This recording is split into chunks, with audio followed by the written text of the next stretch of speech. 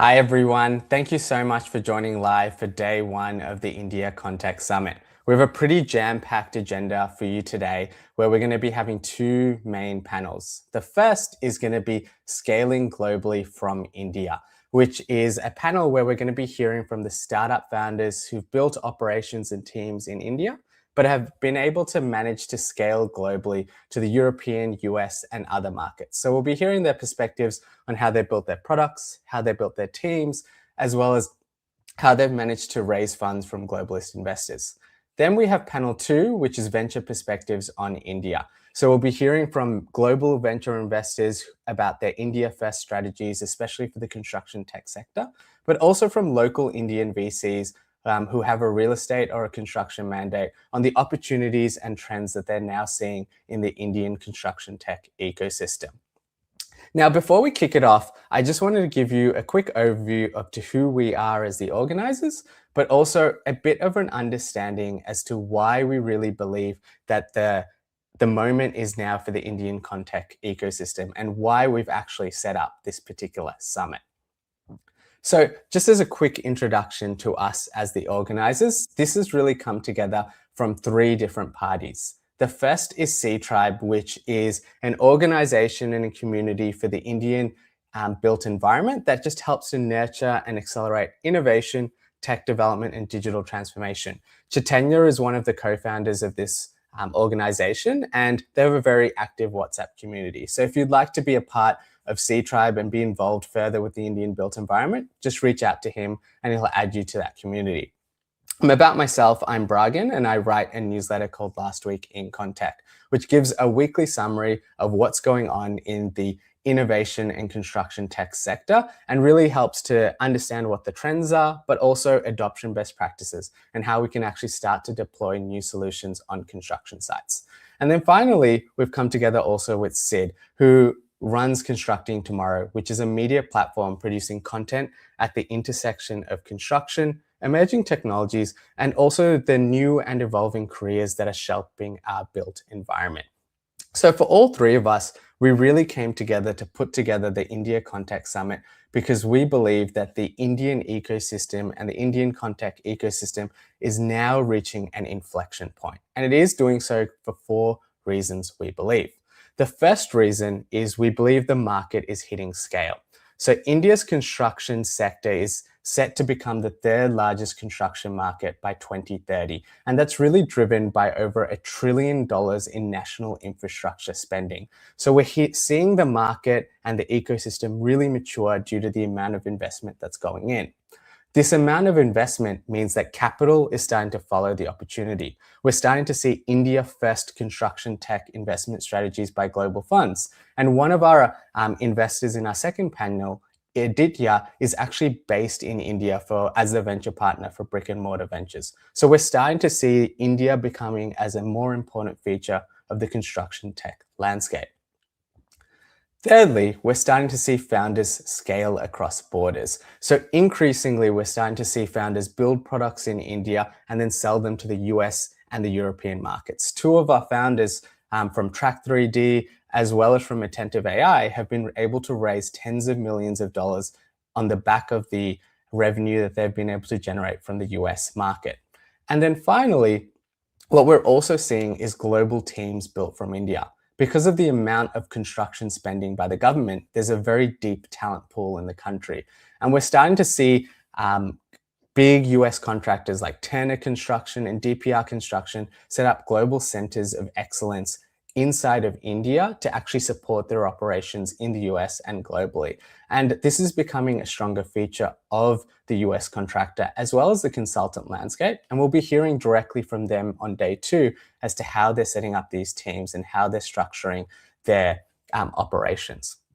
Now, what we also wanted to share with you is how much the Indian construction technology ecosystem is evolving. So this is just a market map of some of the new companies that we're seeing in the Indian ecosystem as shared by the C-Tribe who've built this. So you can find this on their LinkedIn. Now, before I hand this over to Chaitanya, just to introduce panel one, I want to give you a quick overview of the day one agenda. First, we're going to be hearing from panel one, which is Scaling Globally from India and supported by international ConTech and PropTech consulting. In this panel, we're going to be hearing from the startup founders on how they've been scaling overseas. Then we're going to be hearing from our partner, Shweco India, which is one of the market leaders for innovative building envelopes. They really stand for global expertise in windows, doors, and facades. And we're going to be hearing from them about sustainability in the Indian context. And then at 10:05, we're going to be hearing from panel 2, which is Venture Perspectives in India and moderated by Sid. So we're just going to be hearing about the variety of India-focused investment strategies and how the Indian ecosystem has been changing and the opportunities and categories that are arising in this sector. Now, without any further ado, we'll bring on Chaitanya to the stage to just introduce panel 1. Thank you, Pragan, and good evening, good morning, everyone from wherever you are joining. So I'll start by introducing the panel with the topic of scaling from India.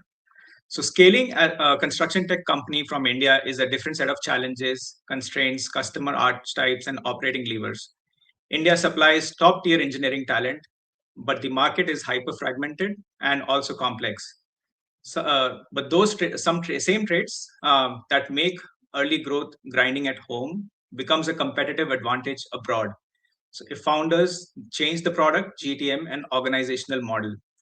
So before I go further, thank you to International ConTech PropTech Consulting for being our partner for this panel.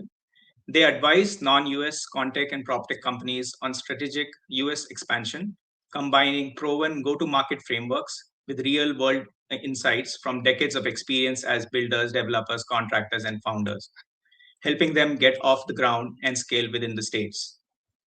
Thank you. So coming back, today we have 4 founders who built world-class tools in India and then cracked the markets beyond, from design tools that integrated into BIM workflows to AI takeoff, reality capture, and payrolls and time tracking tools. We'll unpack exactly how they structured teams, rewired their go-to-market strategies, and changed product primitives to win internationally and globally. So introducing Advait Vishwanath from Snaptrude. Snaptrude is a modern design tool for AC industry with vision to accelerate a better built environment. Next, we have Mr. Shiva Dhawan, founder CEO of Attentive.ai, an AI-powered takeoff services for field and construction business. Following him, we have Mr. Kiran, a co-founder at Track 3D, a reality intelligence revolutionizing construction monitoring with cutting-edge AI-driven technology. And last but not least, Mr. Shreesha Ramdas from Lumber. He's the CEO of Lumber, which is an end-to-end SaaS platform that leverages purpose-built LLMs for unifying payroll, time tracking, compliance, and account payables, and onboarding workflows for construction. Hello, everyone. Hey, Chaitanya. Awesome. Hey. All right. So to kick things off, in one sentence, I'll go across all of you. What was the first market you expanded to, and what gap or conviction made you choose it? I'll start with Kiran. I mean, US was the first market that we expanded to, and the reason was simple. The infrastructure for reality capture was already there, but the intelligence layer was missing, and the market needed that, and that was our hypothesis in terms of market entry to US. Right, Shiva. So again, it was US.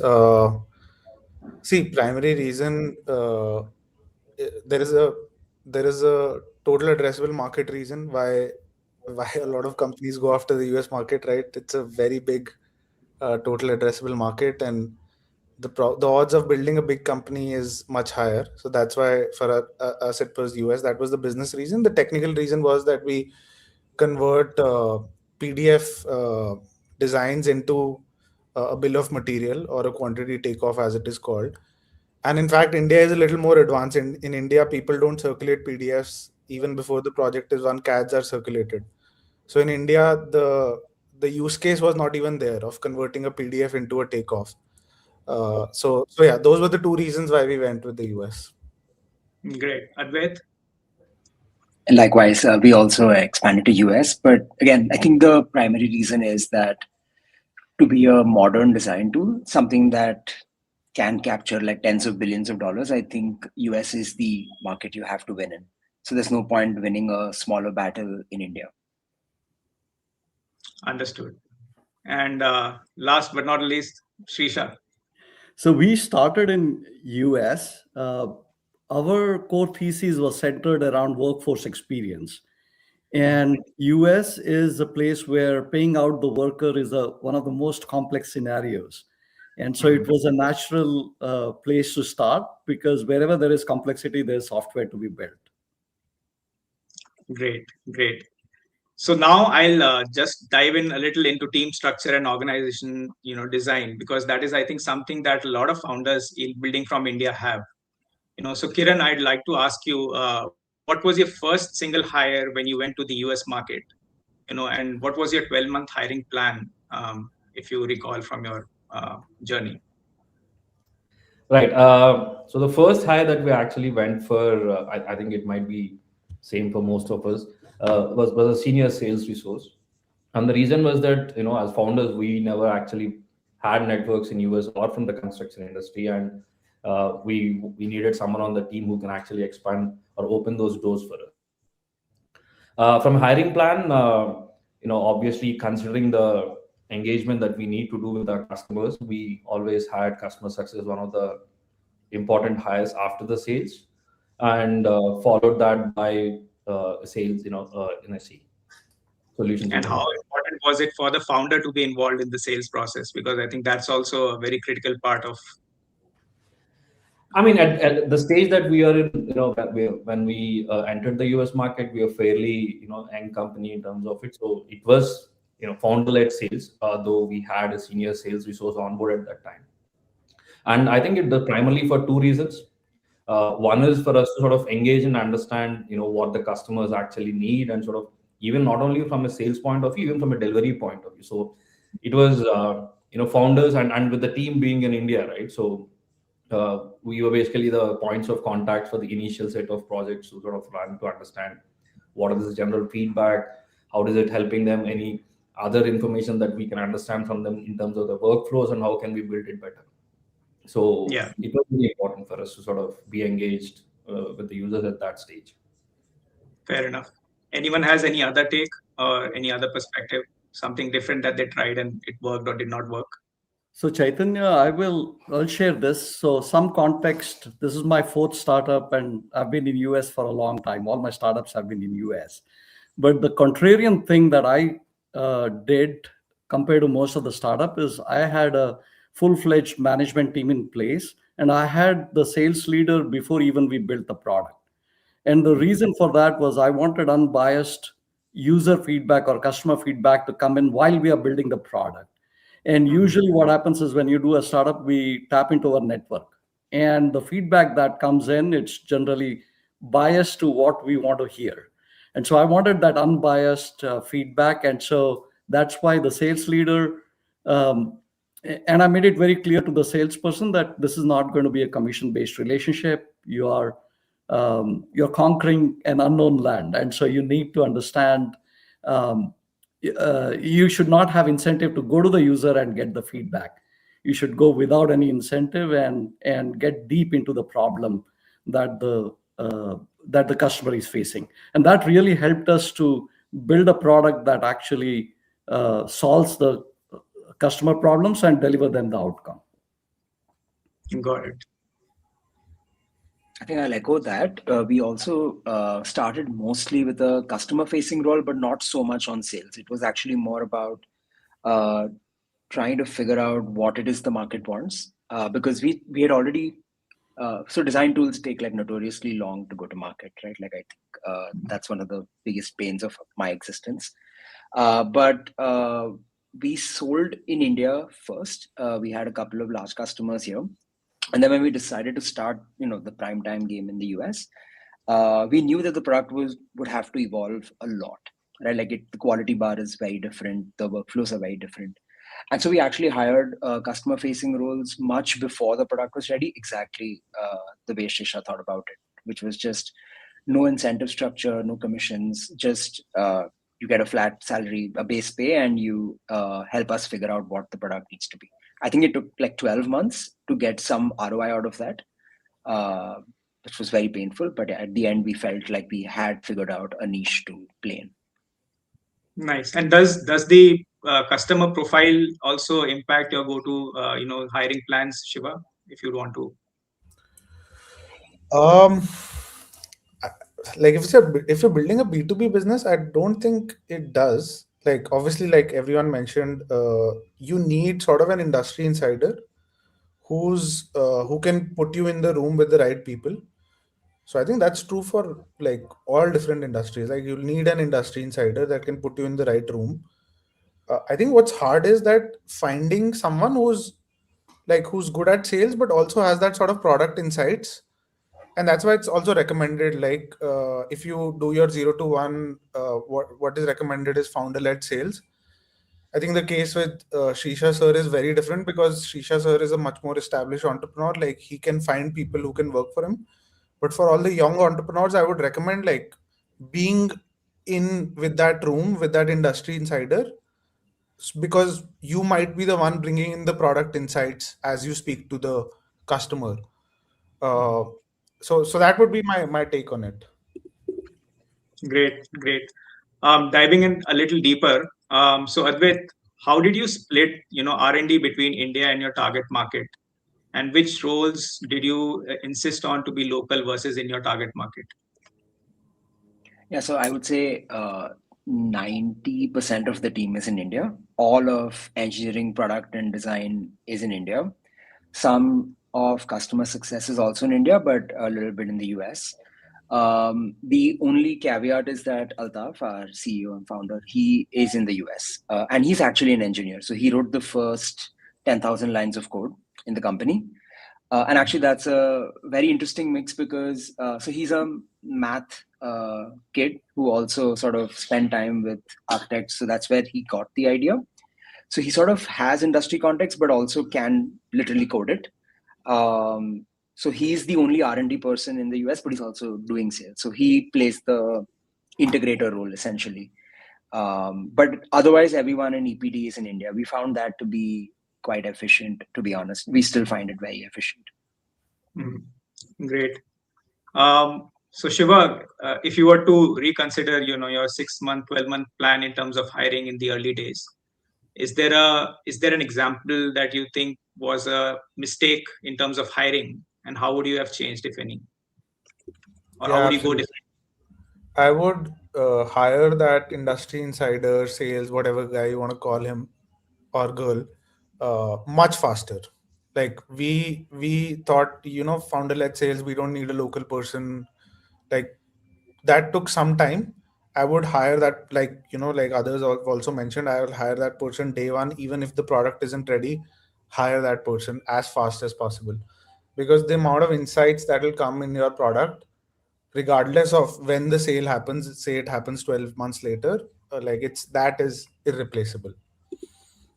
And when you say industry insider, is it the people who have networks in the industry, or is it one of the veterans from the industry or the space that you're targeting, or what's the industry people that you say when you say that? Ideally, you would want that person to be leading sales slash or product, like ideally sales once the product is ready, right? So you would want someone, you wouldn't typically go for just an advisor or a consultant.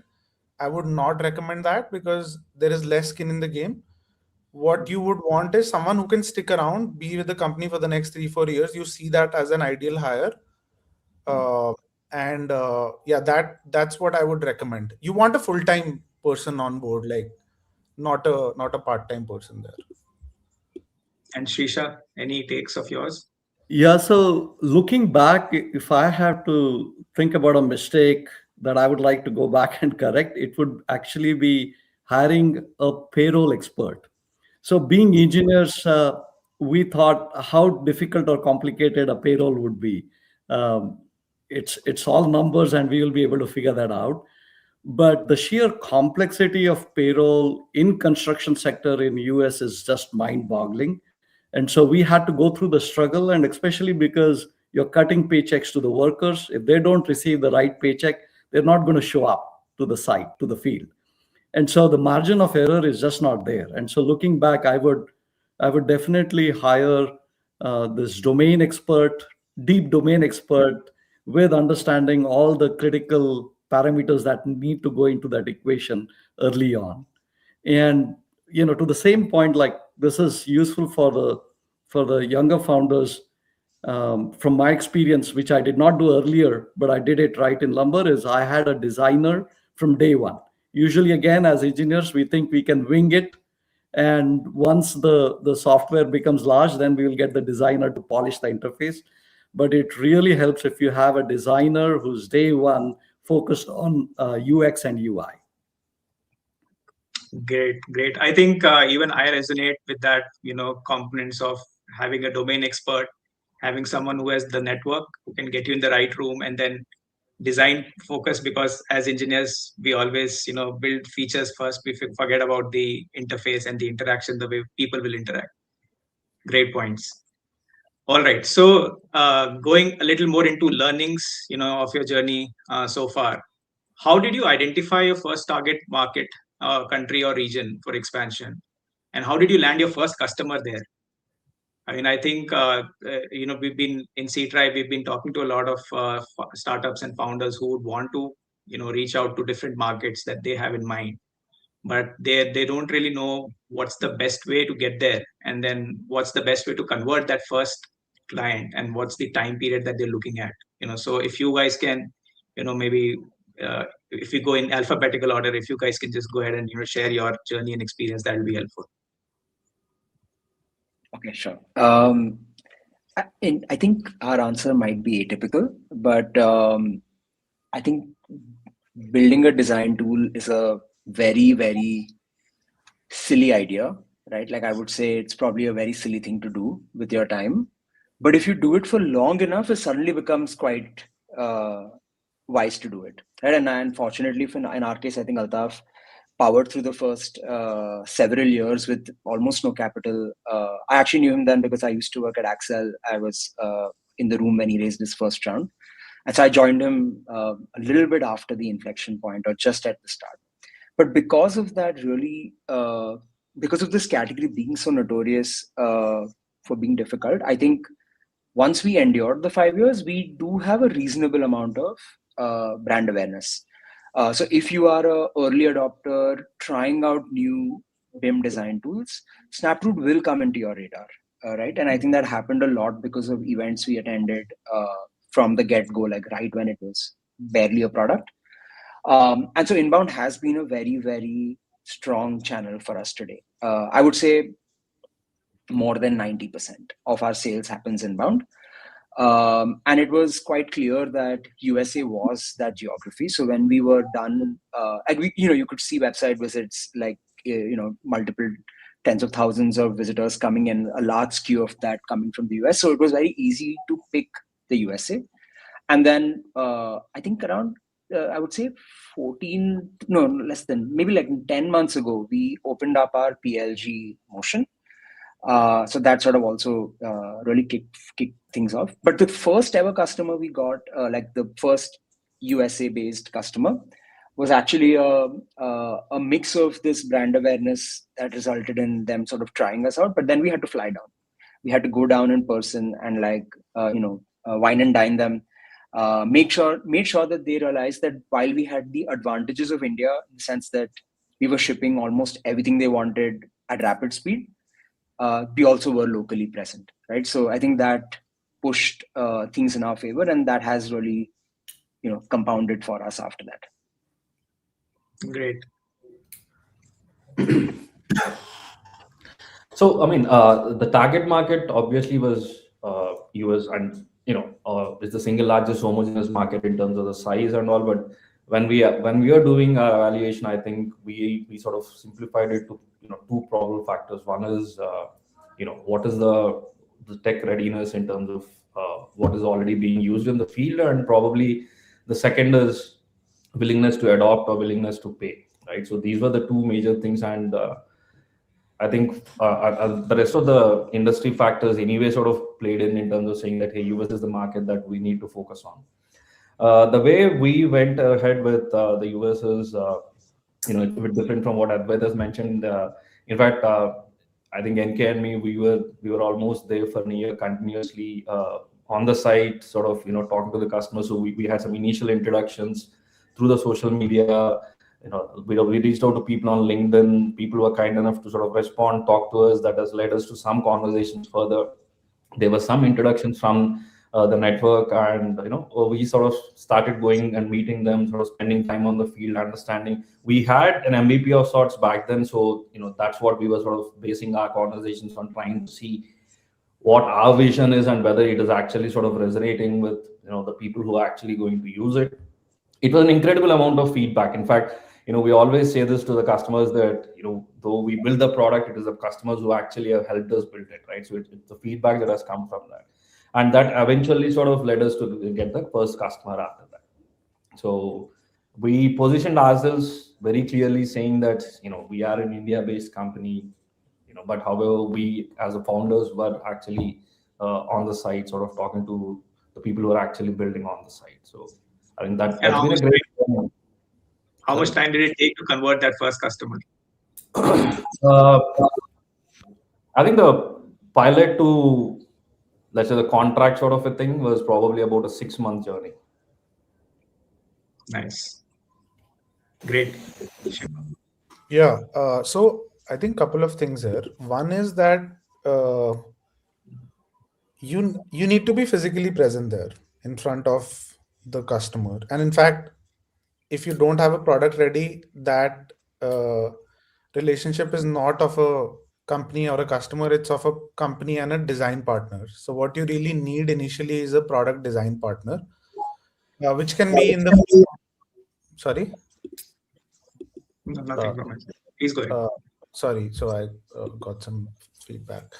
So I think that is the first step. Get design partners.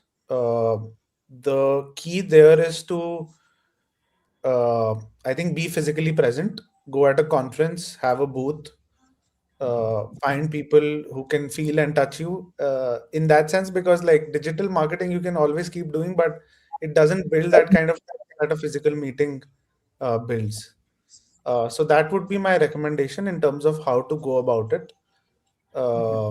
And in terms of choosing the geography, that's fairly straightforward. You can look at secondary research in terms of total addressable market and which are the big markets that you want to go after. And then once you decide that, you can put up a booth at a conference and take it from there. So I will point out to 3 things. First of all, Chaitanya, all the 3 founders are really close to my heart. I have seen their journey, and I've learned a lot from them. So the common theme that I have seen with all of the 3, because they all came from India, is the incredible persistence. They wouldn't take if a customer rejects, they'll go back to the drawing board and then go back, right? That's one thing that I've been a big fan of. The second thing that I want to point out is, we humans, we generally appreciate the linear thinking. We're not used to the non-linear way or the exponential way, exponential possibilities. And that's one thing at Lumber we did is day one, we were like, we will find customer, but also find a channel or a partnership that can lead us to many. And so from day one, we were focused on that. And that has helped because, over 60% of our funnel comes from the partners. So that non-linear thinking is something that I'll encourage, which does not come naturally to the founders, and it takes years of experience to get there. And the third thing I will point out is do not give anything for free. Free is not appreciated. And again, that's a concept which does not come naturally. We are just a startup. We don't have brand. We don't have credibility. We want to give away thing. But if somebody puts money where their mouth is, they will make sure that they provide you the right feedback. And so that is important. We early days, we didn't have the full baked product, and we would put people behind it. And obviously the India location helped, but we always priced it. We always made sure that there was some amount there was some skin in the game. So those are my 3 points. Great, but it's so counterintuitive, right? You would imagine that if you put the tool out for free, there'll be more testers and you'll get more feedback. But it also makes sense, that you, as everyone, you want them to have some skin in the game in terms of that first payment that they make, and that's when they also get engaged with the product feedback and delivery. So great insights. So kind of touching back on this, you've already kind of gone to the market, you've decided your market, and you've picked up, where you want to go. So now, if you're evaluating your 12-month journey, so what KPIs would you be closely monitoring that will help you in identifying to, build your continue your conviction? Because sometimes it may not necessarily mean that you've picked the market based on certain decisions, but does it play out the way you envision it? What KPIs you would consider over a 12-month period to say that, okay, no, I can double down on this market, I can double down on this space, or do I need to make a change in terms of strategy or decision? So now we'll go reverse. So Shreesha, you first. Yeah. So one framework that I have developed over the years that has helped me is what I call as a fitness journey. So startup is a fitness journey. You start with first saying, is there a market fit? Like, is the market big enough that I can go and build a scalable company? Then you move on to product market fit. Is my product resonating with the market? Then you move on to go to market fit. Is the product that I've built that's needed by the marketing, is the positioning resonating? Are people appreciating and finding value and figuring out that there is value and buying and coming inbound, right? Like Shiva pointed out. And then the last piece is scale fit, right? Which is like, is my company scaling at the trajectory that investors and external stakeholders desire from a company? So from that, the product market fit is obviously important. And one way to determine product market fit is that, is my product flying through the shelf, flying off of the shelf, right? Like, is there so much demand? So it's very important to track how many deals are you closing, right? And then it's important, once the customers are trying your product, how often they are using the product and what outcomes they are generated. So those are the 3 most important in the early stages of the company to demonstrate that you have the product market fit and you're ready for the next level of investment to come in. And when you say deals, do you mean pilots or do you mean actual, enterprise sale or a big sale across the project? Big sale will take time. Enterprise sale, because you won't have the full-fledged product to charge to go to the enterprise most of the times. Or if you're starting with just one enterprise as a pilot, you're still developing features for them. So I would call pilots, right? Count the pilots that you're able to bring in, and over a period of time, it should be at an increasing velocity. Got it. Shiva? Yeah. I think Shreesha sort of covered it perfectly. But just to add to that, I think especially if you're going for a venture-backed business, right? You can obviously go for a lifestyle business. You won't have that kind of pressure. But if you're going for a venture-backed business and you don't hit like a million ARR in the first 12 months or 18 months, then questions start coming, like whether the product market fit is strong enough, or like the TAM is big enough. All these questions come. So for us, the goal was, hey, get to million ARR in 12 months. And these are actual signed contracts. And obviously, there is a journey to get there. Like, you first have product design partners, then you track pilots, and you build from there. But bottom line is, if you're not getting in revenue, then the product and at that velocity, then the product market fit might not be strong enough, and then the questions the question will come whether this is a venture backed business or a lifestyle business, and that's like a personal call. But like, if you do raise money, then you do get that kind of pressure, and like, that is the game, right? So yeah, so that's what I would recommend. Like, first 12 months, try to hit a million ARR, and what's truly the best signal for PMF. And if you would go as a bootstrapped company, would that be a little different? Yeah, then you are the king, right? You can do anything you want, right? obviously you want to sustain, but there is no like pressure to hit a particular number, right? And that gets lonely, by the way. That gets boring.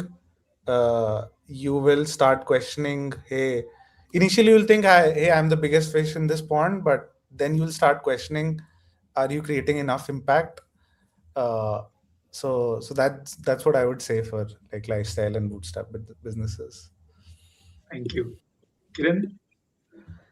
No, interesting in the way Shreesha put it, and also from Shiva, right? But I think for us, we actually we did a bit of a contrarian thing, and typically you always sort of feel that, hey, you need to have logos, you need to sort of build up revenues. I mean, we had conviction in terms of the problem that we are trying to solve, and we looked at it in terms of saying, and particularly because this is a relatively new solution in the market. This is not a solution that is already existing. Reality capture was there, but reality capture was just data, right? So there was no intelligence that is coming out of it. So what we said is, and typically when you're going to US from India, the typical approach is that you focus on the SMBs of sorts. But we said, we'll actually do it the other way around, because I think in construction, obviously, construction industry is very different from a lot of other industries that are out there. And we felt that if you look at the top construction companies, is where you see a lot of technology innovation sort of coming into play. You have teams which are actually looking at what are all the different solutions that are coming in, which is probably not so much down the line. I'm not saying that companies don't look at innovative solutions, but we felt that these companies were trying out different things. So the way we said, and we sort of went ahead, is we said that we're going to focus on just a select set of companies. And we started off, we said, hey, our target is to sort of start with 3 large customers and probably 4 to 5 medium customers. And the way we looked at it is, can we ensure that with the customers that we are working, we scale the number of projects that we are doing, because that itself is a validation that there's a bigger market in play here. And we felt that approach is probably where we're also concentrating our energies and efforts in terms of ensuring that we succeed.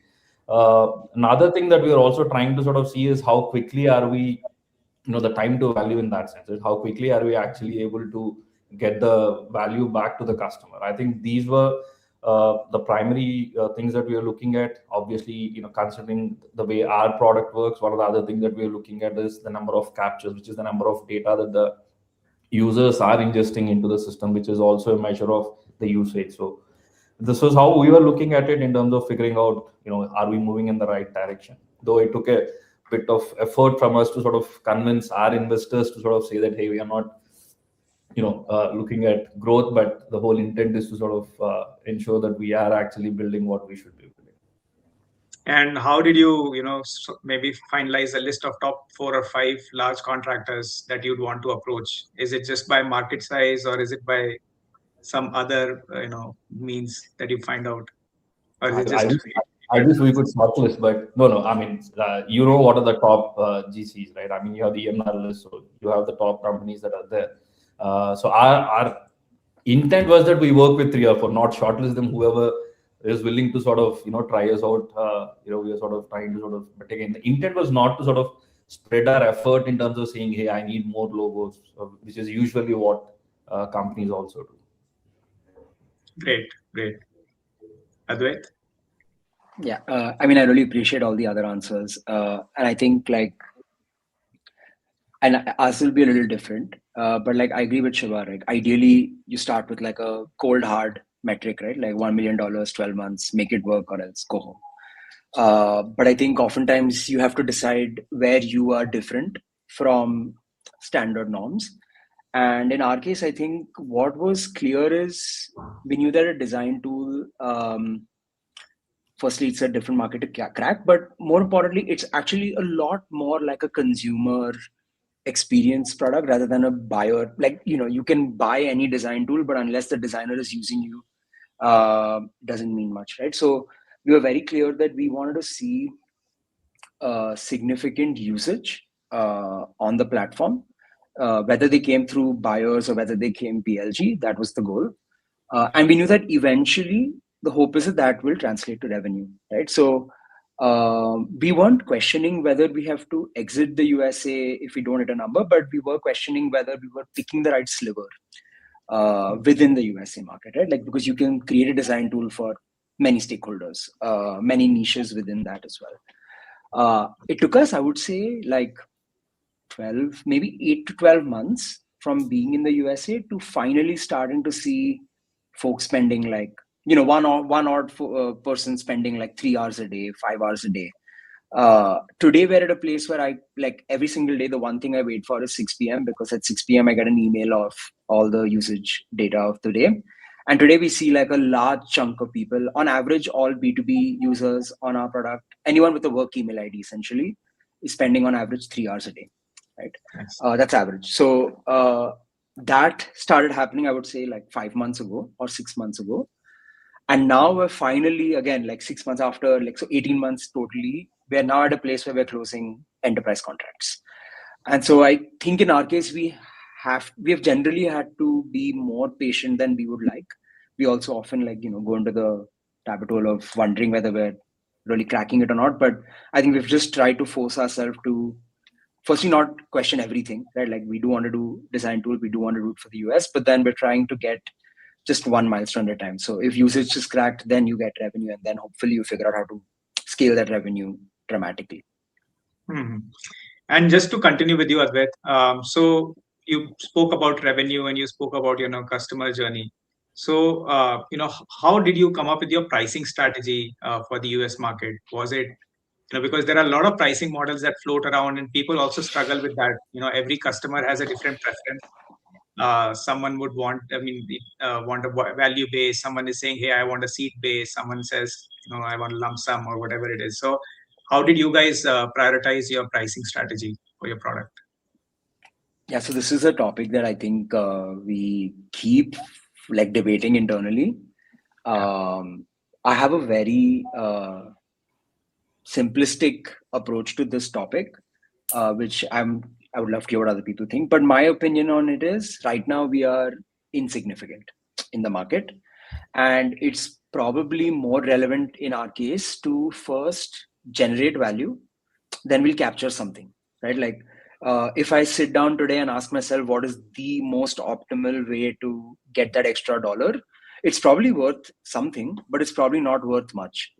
I would much rather be at a place where I am being siphoned off of $10 million of revenue and then have to solve that problem, rather than today optimize to get 20% more dollars, right? So in our case, we've just tried to see what is the most like sort of no conflict pricing. It shouldn't be too cheap, it shouldn't be too expensive, but what doesn't really throttle the conversation with customers. And so we have a generous free tier. You can log on to Snaptrude, try it. You probably not hit too many roadblocks for at least a couple of projects. And we're fine with it. I mean, I think for all you know, we'll change that opinion in a couple of months, but at least for now, that has been the guiding principle, just to take one thing out of the equation while we're figuring other things out. Yeah, I mean, there's always a debate of what is too cheap and what is too expensive, to pick from your conversation, because I think, especially when you're dealing with any market for that matter, how do you value that cheap versus expensive? So any quick insight on that? Yeah, so I think it's the simplest way is you look at competitors, right? Like, I mean, broadly, what are the other offerings that exist? So if you're in a design tool landscape, you can pick, Revit, ArchiCAD, SketchUp, Rhino, whatever. Like, there are like 7 tools, 8 tools, maybe, if I'm being generous. And, broadly where they lie, right? Like, so in our case, I think SketchUp is probably at like a $500. Revit is at like $2,500. And so, yeah, somewhere in the middle is the way we thought of it, because we do know we are sort of more of a prime time architecture tool than SketchUp. SketchUp is very good for modeling, and we're probably not at the same, we're not playing the same game as Revit. So at least not right now. So for us, it was sort of looking at those benchmarks. And then, of course, conversations with customers help, right? Like, so we had a couple of conversations where a few of our very early customers almost like, they asked the price and we said the number and I said our first number, and they almost like smiled and said, that's a like they almost said you should charge us more. So we went back and said, okay, maybe let's tweak it up by like 10-20%. But again, like I said, I think I might be wrong here, so I'm very curious how everyone else thinks about it. But I really feel like when you're starting, it's okay to not get the best price. Again, maybe it's a problem for what the scale founders think, but I feel like if you can crack the existential concerns you have in the company, then you have ample time to reprice, like to add more value. So yeah, we've kept it very basic. Got it. Shreesha, I will go directly to you next on this same question, because I saw you smiling across the answer. So maybe there's something interesting. Yeah, no, absolutely. So Valley, where I'm based, there's something crazy going on right now. I met an investor recently who said, if the pricing is not in tokens, then I'm not even looking at the startup. So, so pricing is an important piece of building a startup. It can actually be used as a marketing and a differentiator if used well. That is one thing, right? So if you are going to if you have taken a contrarian approach to the market, then it's something that you should talk about it in an aggressive way to differentiate, to position your startup. That's one piece. And then the second thing is, we founders and salespeople are always afraid that we will say a price that's high and the customer will walk away. If your product has a strong value proposition, the customer is never going to walk away. There's always a chance if you are persistent enough. And so what we have learned along our journey is you need to be bold in stating a price, because you need to be confident about your product. And if it's not within the budget, then the customer will tell you, and there's always a way to make a comeback. So that's something that I have learned in my journey. Great. Shiva or Kiran, anyone wants to go next? I'll just add to what Shreesha sir said. Like I would say go higher rather than lower. And simple reason there being that you can always go down later, right? Like, but going up is harder. Like, and if you've sort of made the perception in the mind of the customer that this is the price, and obviously what Advait said also makes sense. Like, doesn't matter too much in the 0 to 1 stage or like the early stage, but post that, if you've sort of established that this is the price of the product, it's hard to go down then. Hard to go up. So that's what I would agree with Shreesha sir. Other thing is that, see, we have to think from the point of view of the customer, that what is the ROI that the customer is getting. In fact, we don't have a pricing discussion without an ROI discussion in all of our sales calls. Because end of the day, the customer shouldn't see the price in silos. They should see, hey, this is the price and this is the ROI. And the ROI can be in terms of like hours saved, man hours saved, or it can be in terms of new top line that could potentially be generated for you. So that ROI piece has to be extremely, extremely clear. And then whatever your price is, you can say, hey, you'll pay this much, you'll get this much, like 10x or 5x or whatever. And then the customer is more sort of willing to sort of pay that amount that you're going ahead with. Kiran? I mean, interesting points, right? I mean, tokens or usage-based pricing is definitely something that I think everyone in the market is talking about. If we can sort of, but I think, we also need to understand the realities of construction, right? I mean, at least particularly for us, it comes from the project budget. So, you need to sort of, whoever is buying, the project manager or anyone who's buying, he would want to have a specific number that he can put in his budget and get the approval so that he can sign the order form for you. I mean, the change orders, etc., can come in later if there is anything, but that is something that we have seen. But having said that, yes, obviously, the price stickiness is something that we also see.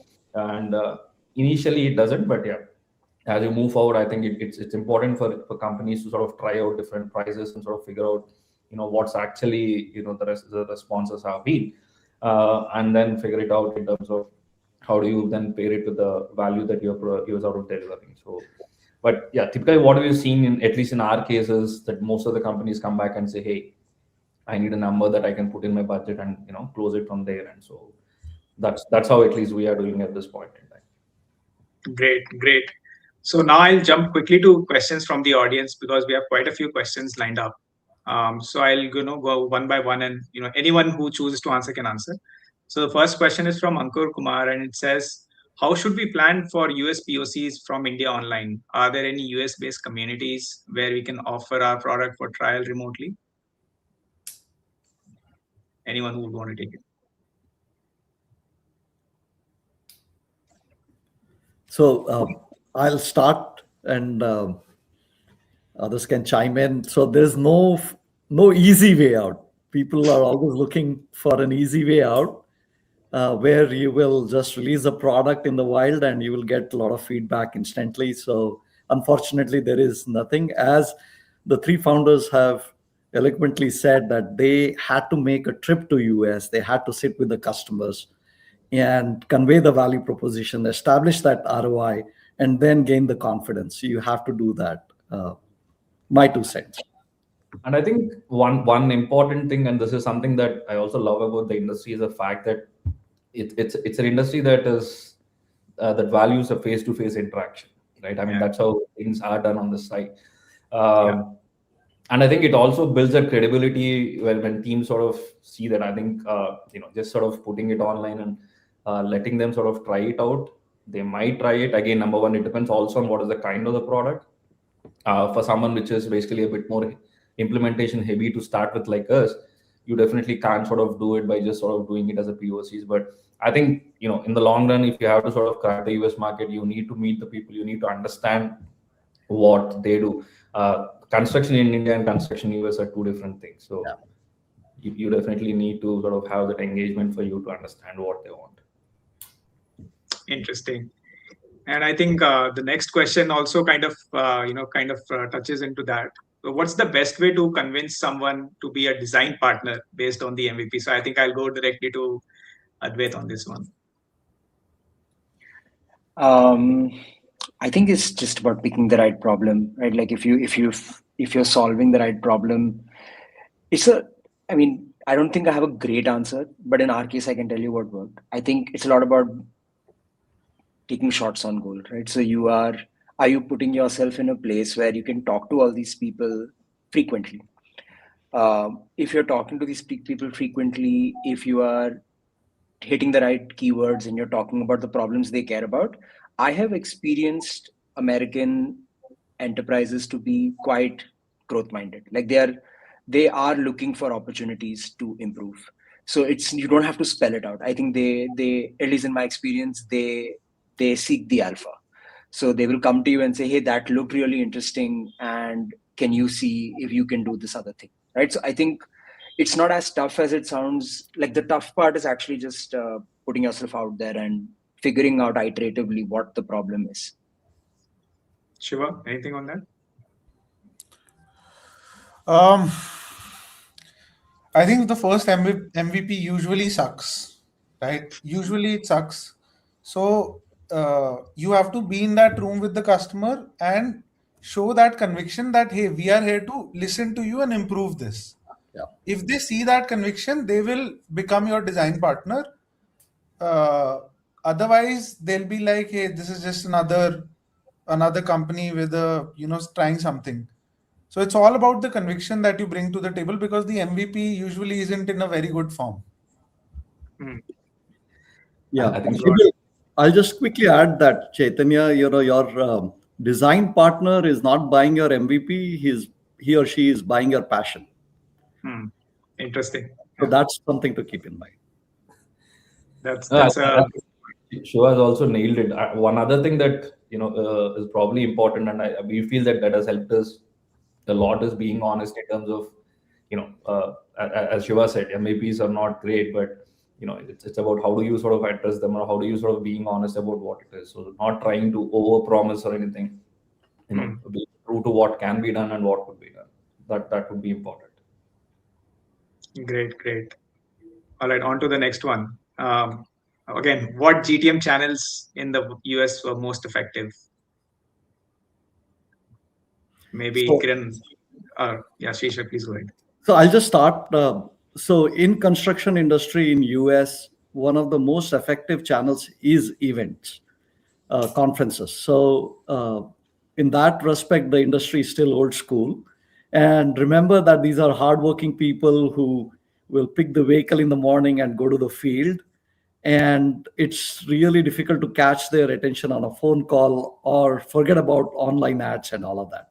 So the more you can go to conferences, industry conferences, events, attend, shake hands, talk about the product, the more attention you will get. So event marketing, developing playbook on events is really important.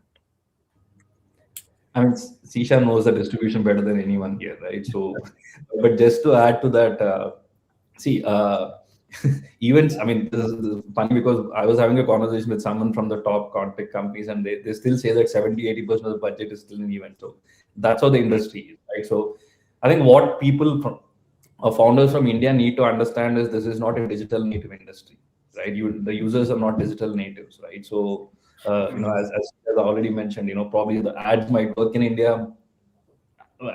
There are email marketings that has been done which has great opening rates but zero responses. So this is an industry that where you need to meet in person, or if you can get someone to sort of vouch for you, I think that anyone from the industry who can talk about how the product has been useful would be great help. That might help, but predominantly it's been events. So yeah, digital is something that is a very complex or a very low yielding GTM channel in general. Very interesting. I think there's time for only one or two more questions, so we can go to the next one.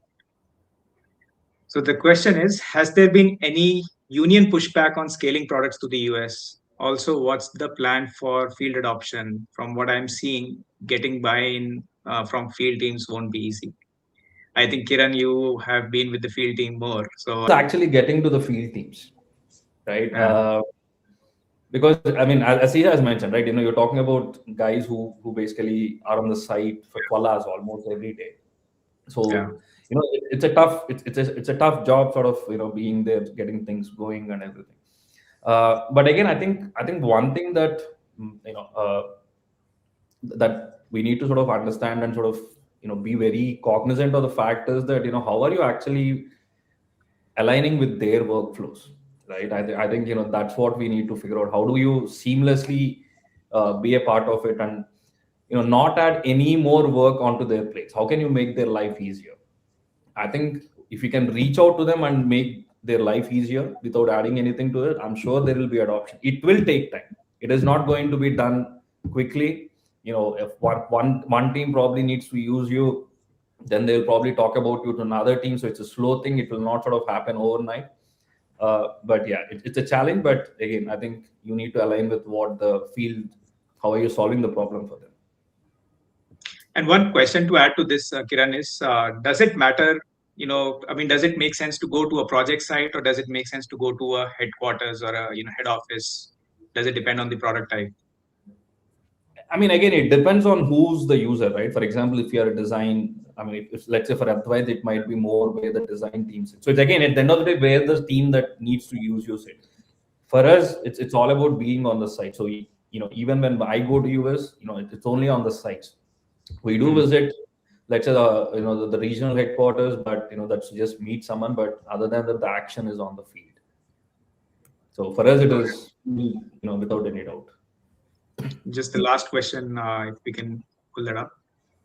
So in the current landscape where data ownership is extensively discussed topic and the sustainable mood is getting smarter, better over time, how do you think about this in your companies, especially when legacy tools already have a data advantage?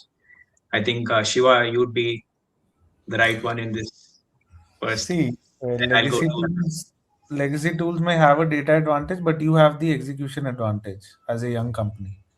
So it's all about that execution and how fast you can move. And it's not like you can't buy data or you can't get data from your customers. Of course, it will take some time, but like for example, in our case, for the first year, we were just collecting data from our customers, and we didn't have an AI in place.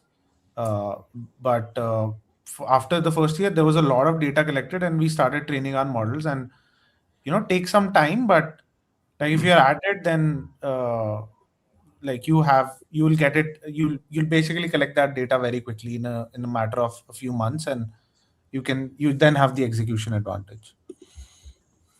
Advait? Yeah, we have a actually slightly different dynamic in our case. Design tools are all largely on-prem tools. We are the only and first cloud-native design tool. So technically, we have a little bit more of the data advantage, and the Revits of the world are actually building their cloud-based data models. That's like their next 5-year roadmap. So we have the inverse happening for us. Yeah. But they have other advantages, sadly. Yeah. Nice. And Shreesha, anything else on this? So this one, system of records are actually not trending right now. System of intelligence and system of execution or action is more trending. So rather than, like Shiva said, rather than considering it as a disadvantage, it could be your advantage. So in our case, for example, ERP holds the data, but their payroll is not strong. So that's where we are basically adding that layer of intelligence on top of the ERP data and making it more decision oriented for them rather than static data. So that's how Lumber is gaining an advantage in the market. Awesome. Awesome. I mean, I enjoyed this session a lot, and I hope, all the audience also had a good time. So thank you everyone on the panelists. We are on time for, the next session. So we are going to move on to our next session. And before that, we want to highlight our sponsors. But thank you so much everyone on the panel for all your, insights and feedback and conversation. Thank you. Thank you for having us. Thank Yeah, you. Thank you. pleasure. Yeah. So now we can bring on our sponsors, please.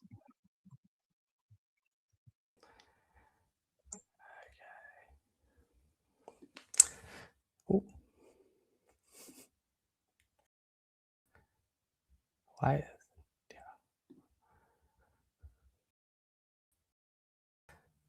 Hi, everyone. So thank you for sitting live and listening to panel 1. Now, before we go on to panel 2, which is Venture Perspectives on India, we're going to be hearing from our partner, which is Shuko India. So they're one of the market leaders for innovative building envelopes, and they stand for global expertise in windows, doors, and facades. So we're going to be hearing from Mr. Harsharaj Shetty, who's the Deputy Head of Engineering on Sustainability in the Indian context. So if we could just bring him to the screen to present.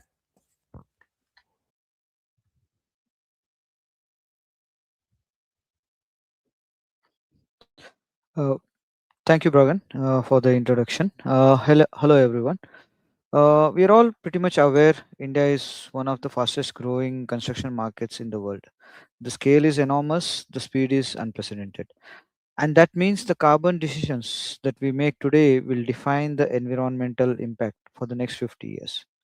So today I'd like to speak about sustainability in the Indian context and how Shuko envisions this through a global construction technology lens. At Shuko, we do not see responsibility as a trend. We see it as our engineering responsibility. Our role is clear to combine innovation, measurable performance, and digital integration. So the industry can build smarter and greener. Mm, I sorry. Yeah. Thank you. Yeah. So to shed some light on this approach, let me introduce Shuko Carbon Control, uh, which is a comprehensive modular framework designed to reduce carbon emissions across the entire life cycle of the building envelope, from windows and doors to the full facade systems. It aligns with global sustainability goals, and importantly, it anticipates future regulations as well. So next slide. Carbon control as a framework structures sustainability into 4 different quadrants across the building life cycle, starting with the first quadrant between design and planning. This is where the biggest impact lies. We enable our customers to lay the right carbon foundation at the design stage. Through optimized aluminum systems, energy engineering efficiency, and environmental transparency, we reduce the overall embodied carbon before the construction even begins. Because up to 80% of the life cycle carbon is determined at design, you control design, you control the impact. The second quadrant is on the construction phase, which is basically built to decarb. Sustainability must be measured during execution. Through EPD and regulatory compliance support, we help customers actively quantify and manage carbon, not just declare intent, but also demonstrate the performance. The third quadrant would be the operational, that is operate to decarb. Facade, as we know, is not just an enclosure, it's an energy system.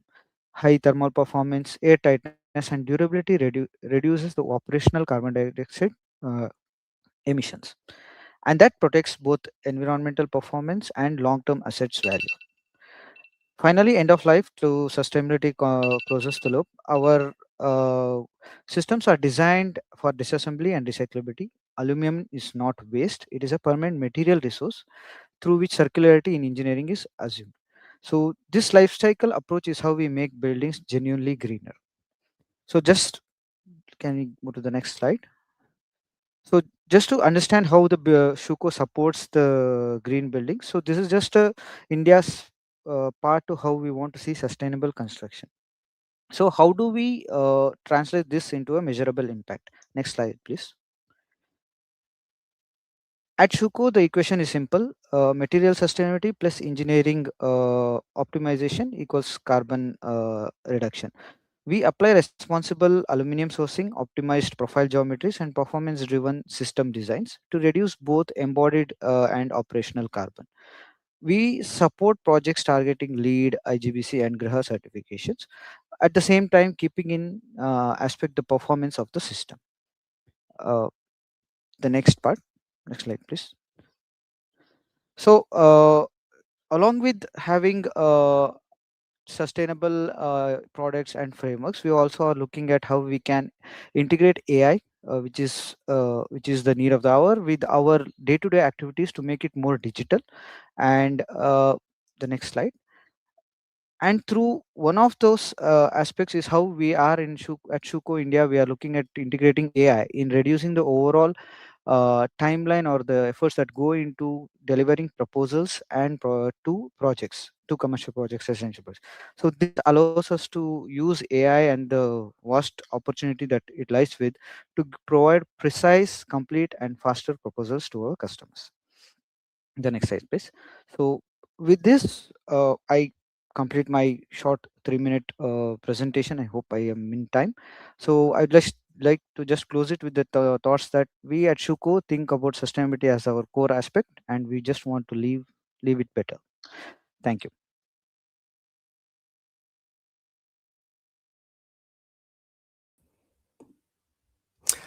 So thank you for that presentation from Shuko. But now we're going to kick it off with our panel 2 on venture perspectives in India. So we'll bring on Sid to the screen, who's going to be moderating the panel and introducing all of our panelists.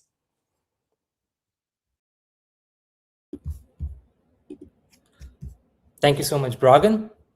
I hope you all enjoyed the panel 1. And this is going to be the second and the last panel for day 1 today.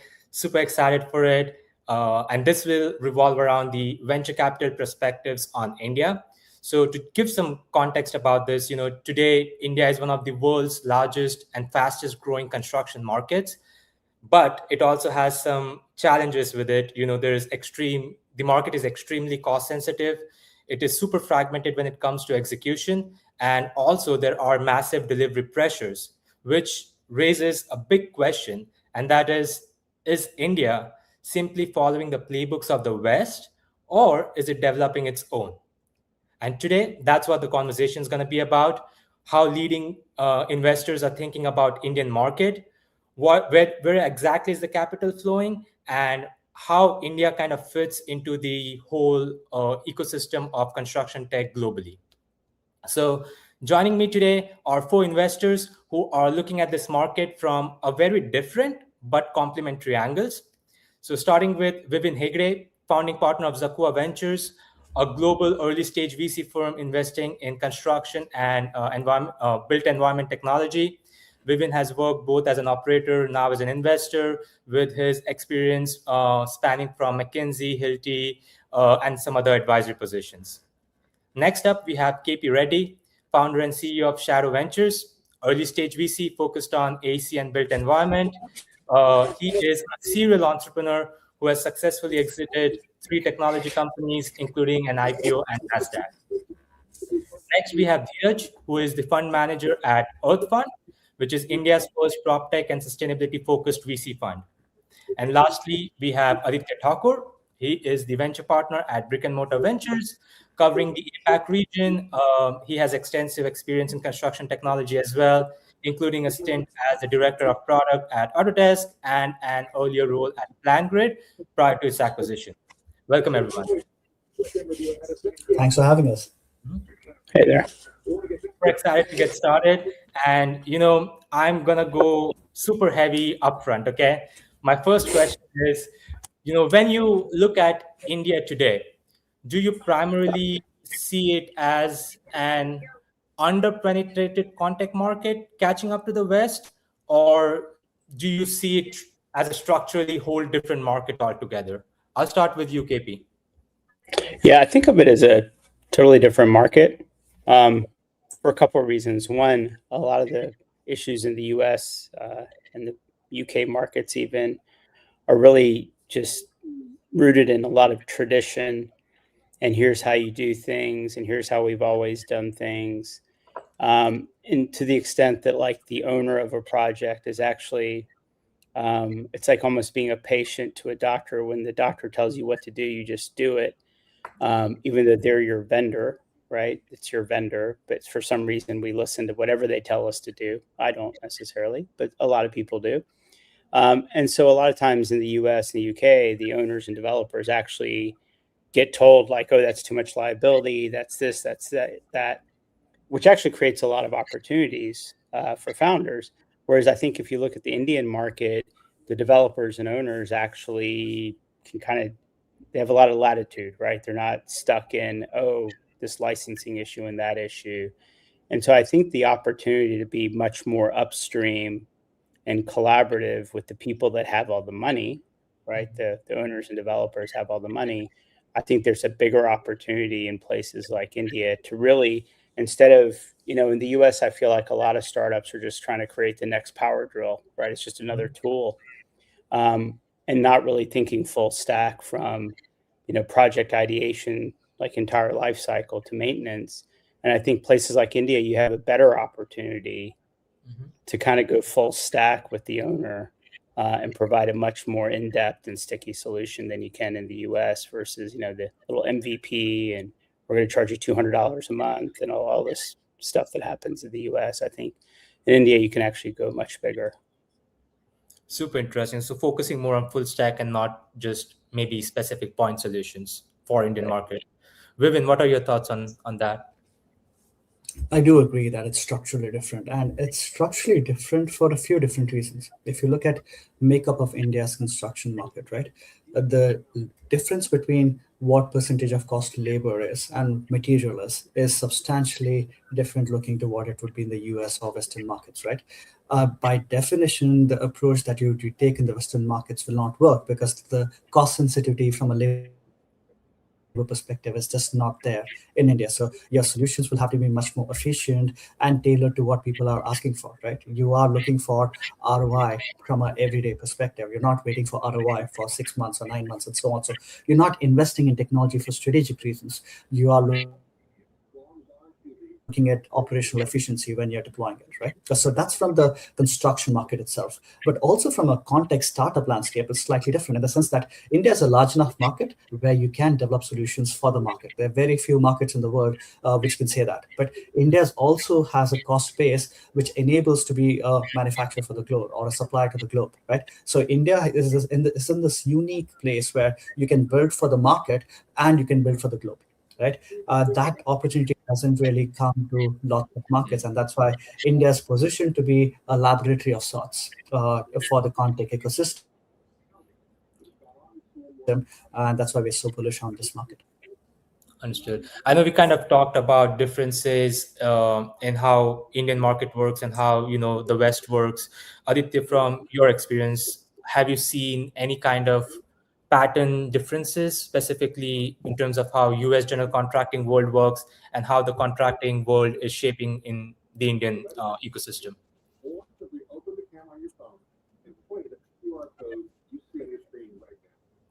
I don't think I can hear Aditya.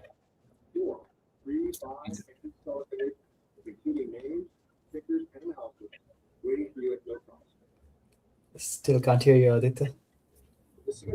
Yeah.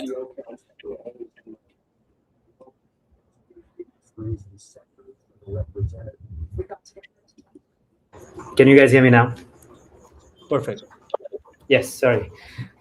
Sorry about that. So I think just building on KP and Vivin, right? I think the difference, said it slightly differently, is maturity of the market. I think in India, like the top 4 developers probably control a large percentage, or 20 to 40% of just what's being built, and there's enormous fragmentation kind of beneath that. So I think structurally the market is different, and I think in the US, you're always trying to optimize labor productivity. So all solutions are catered around how do I get the maximum out of the people that I have, because the cost of labor is too high. And I think India, it's kind of the reverse, where I think beyond the top 4 or the top 10 or the top quartile, you do need systems and solutions which are more comprehensive to build health companies. So I think I would just put it on market maturity and how the dynamics are slightly different. And even like I think in the US, you have these very good sized owners, general contractors, MEP contractors, and others. I think in India, it's a lot more kind of mixed in. Understood. I think one other question that I was just thinking of is, specifically in the US, obviously the construction technology market is much more mature. You have like innovation departments and innovation teams in, the top 50, 20 general contracting firms, right? So when it comes to evaluating new technology, what are some of the things that you've seen specifically in the Indian market? Like, do they have any kind of structure for the top companies, or it's kind of not a question? Vivin, I'll go with you. There is structure, but it looks different. See, US firms are more institutionalized, right? You have innovation teams, you have project managers. There's a chain of command in terms of how decision making progresses. Indian companies tend to be more promoter led, especially if you take out the largest companies. So when it becomes promoter led, it creates 2 impacts. One is that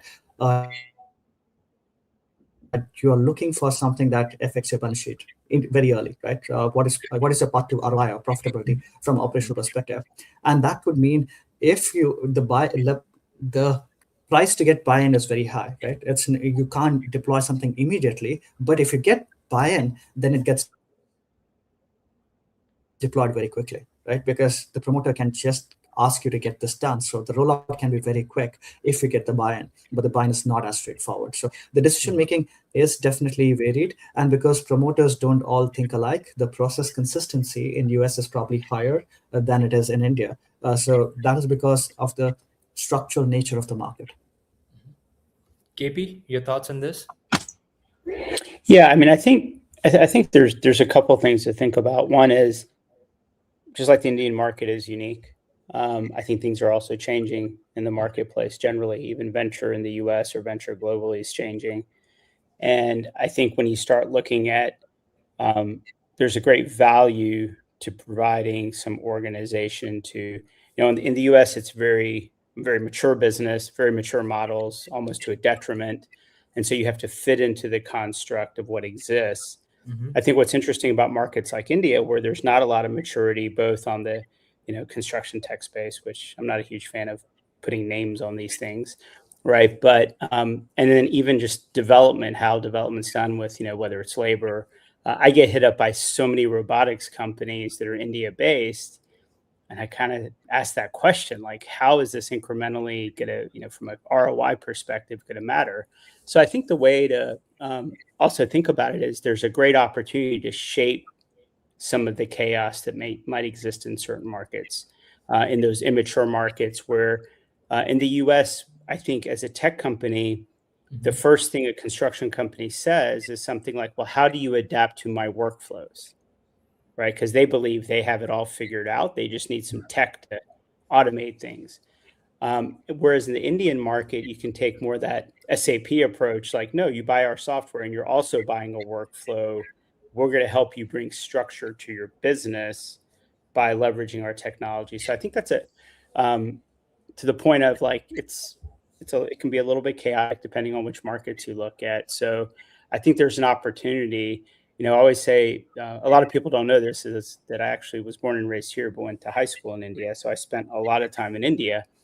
And I think there's this leapfrog effect where India has the opportunity to do so much better than maybe what the West is doing, because it kind of gets to skip all the nonsense that these markets went through in maturity, and the markets that get very stuck, right? They get very stuck in these old ways of thinking. So I think for a startup that can actually present, hey, not just tech, but here's how we can help do it better, create best practices along the way, I think is a big opportunity. But it also requires that you know what you're doing, right? Not just build software. There's, the ongoing narrative in the US is like, is it better that your founder be from construction or be from outside of construction? And it's always like this debate that, well, if they're an outsider, they might look at it differently until they go to a conference and all the contractors are like, you have no idea what you're doing, like, get out of here. So I do think there's some really good opportunities to shape process and shape best practices and improve, because they're not hardened already, right? It's not galvanized within the industry. Understood. Dheeraj, from your experience, what have you seen in terms of some of your portfolio companies when they go out to contractors? How does that pan out while evaluating technology per se? Yeah, well, I think Vivin pointed out correctly. He set the context very rightly, saying that India market is structurally different, where a lot of decisions are centrally taken. And I've had the opportunity to see things from both perspectives. On one end, from the VC perspective, and on the other end, while we are backed by one of the leading tier one builders in the country.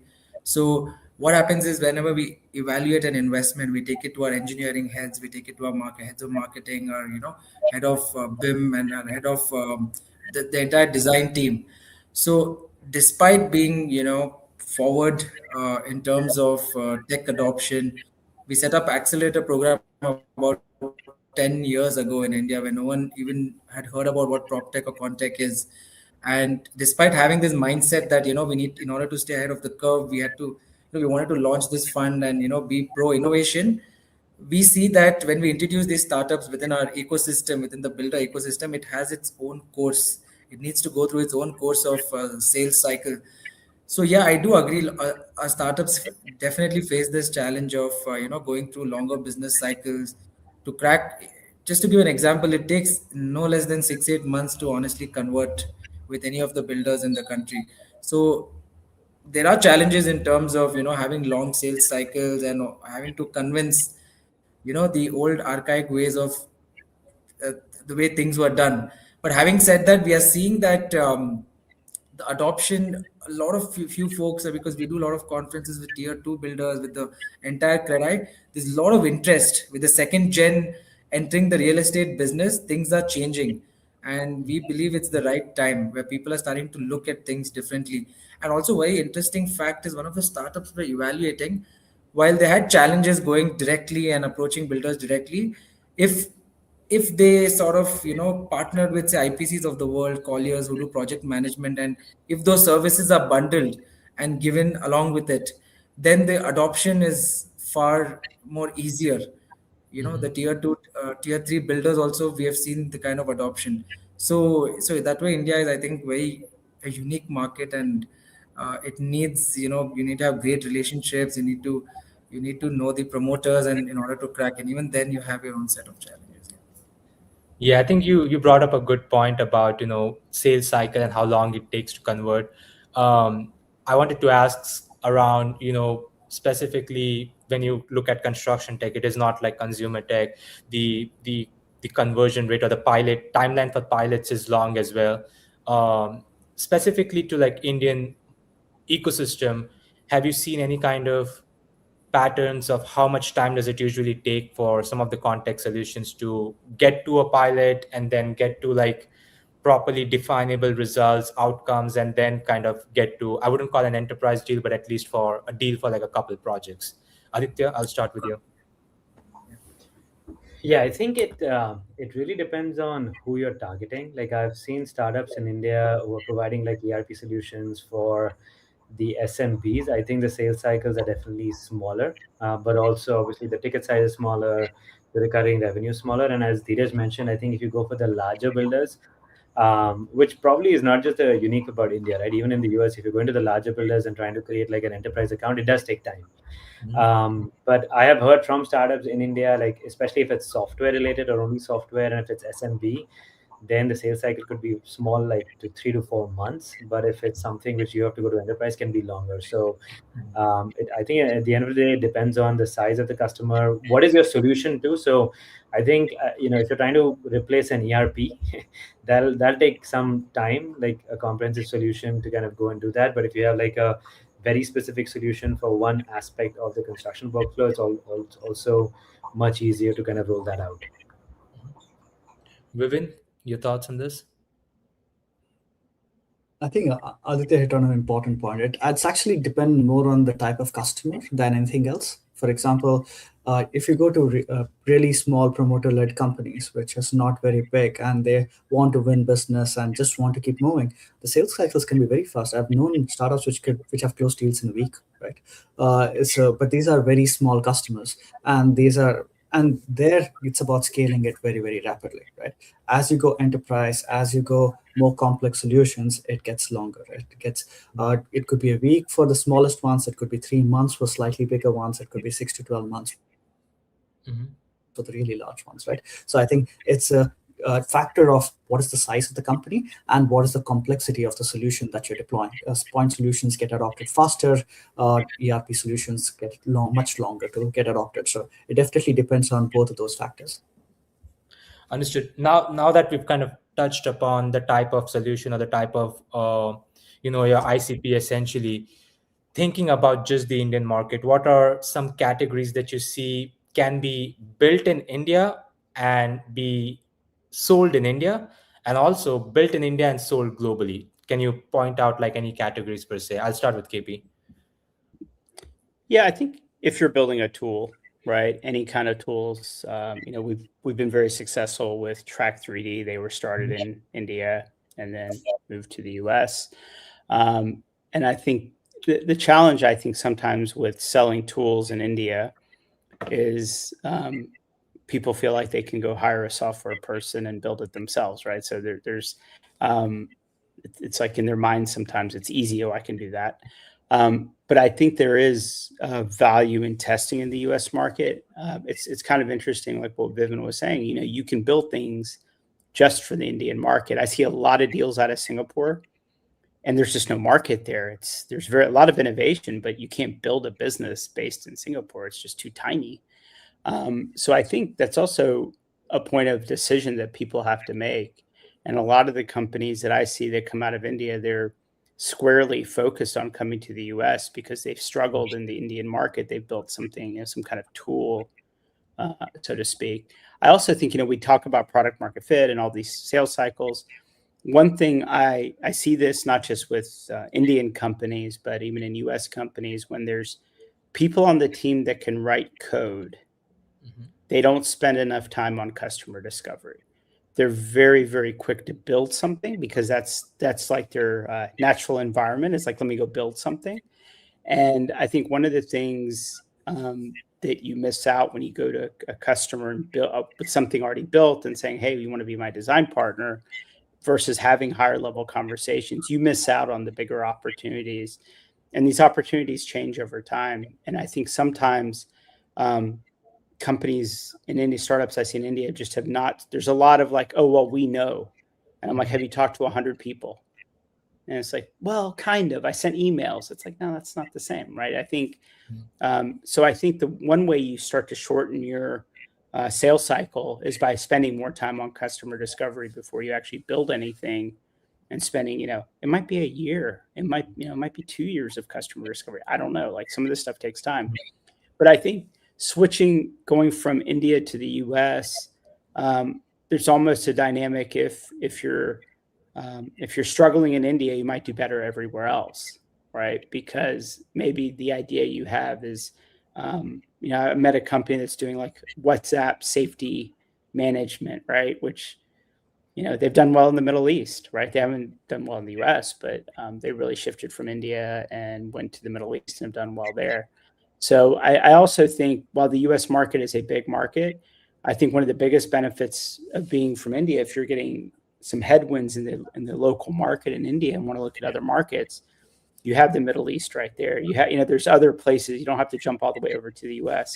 So I think that's something to really think about. Is I haven't seen many companies that have been successful in India then be successful in the US. I think there's almost some, maybe you guys, some of the other folks on the panel have seen more of this. I've just seen more companies that have struggled in India. They get a little bit of revenue, struggling with adoption. And it turns out they can probably do pretty good in the US versus being in India from a deal size, from a sales cycle. Because I think the US market, they'll buy a tool versus a full, try selling a full ERP suite in the US. It's really like near impossible. Yeah, Vivin? I resonate with a lot of what KP said, right? We share a portfolio company, Track3D, we both are investors in that. So that's like a really good example of an Indian company which has scaled very well in the US and they're very successful there. We actually have two other companies which have taken slightly different approaches. So there's Rdash, which is Delhi-based. They have more than 300 customers. They exclusively focused in India and maybe going to Middle East at some point in time. But what they built is they built a wide solution. They built a wide solution which gives you ROI right from the get-go. And they scaled ARR in India, which I think is very hard at this point in time. And we've been very impressed that they have scaled so quickly. And we also have a company which has customers in both markets, US and India. There's a portfolio company called Upgrade, which does design automation. And because design automation is not easy to do, that's a fairly complex topic to be doing. They have actually have top-tier customers both in the US as well as India. Still an early company, still growing, but India is a market where it gives opportunity, right? And you could invest for India, you could invest for India being a hub for the globe, and you could have companies which are doing both. And we see that growing. I only see Indian startups starting to even better as we go forward. Aditya, any patterns that you've seen? Yeah, I think two areas which I think are very exciting for India. I mean, ConTech, I'll sort of broaden what ConTech means in this space, but I think in India, tech-enabled services or outcome as a service, like we have few companies which are doing incredibly well, like Homelane, LiveSpace, your Brick and Bolt, things like WeWork, which did not work, anywhere else in the world. Now there are three companies like that going IPO. So I think in India, more than buying a point solution, people want the outcome. And I think we have seen, 14 different, like in the US, you would have 14 different companies making those 14 individual point solutions and selling it. There's a company like, LiveSpace, Homelane, and Brick and Bolt, which have built all those 14 just to deliver an outcome to, I think, the end customer. So I think that's super exciting. I think what Vivin mentioned, I think like India is in a extreme growth mode, right? Like with the tax law coming in that for 20 years there's no tax on data centers, and now with the AI Impact Summit, so you're going to get a huge bundle of investment, and when you have to scale quickly, you will need software and systems. So I think comprehensive software and systems which can kind of digitize you, like what Zoho did for most of India, a lot of companies. I think you need now specificity within the construction ecosystem. And the third category, which I'm very excited about, is robotics built in India, but for the world. I think, we've seen that robotics, especially if you're building outside, just the cost and the venture capital you need to sustain and grow, it is quite a lot. And I think we're seeing robotics talent emerge in India quite aggressively, which are doing some of it in India, but they're also trying to build like a low cost model in terms of the hardware, but the technology is there. And then, it kind of goes to the US. I think software, last thing to touch on, right? I think one thing that AI has done is, really leveled out the playing field from an software engineering talent, right? So I think if you were an average engineer or above average engineer and you're motivated with AI, now you're really motivated. In the past panel, we had like 4 founders who have all engineering teams in India. And I think now you can see just the amount of product that they are building so quickly. just because they have the talent, they have AI, and now they're like they're on steroids building. So I think that's an exciting category. Like if you're building software anywhere in the world, it might be worth thinking about having something in India for that. Yeah, interesting point you brought up about the business models. And I'm curious to kind of pick your brain on what business operating model works in Indian ecosystem. Outcome service models are kind of in the rise, and especially in the US market. In Indian market, Dheeraj, have you seen any kind of inclination towards a specific type of business model?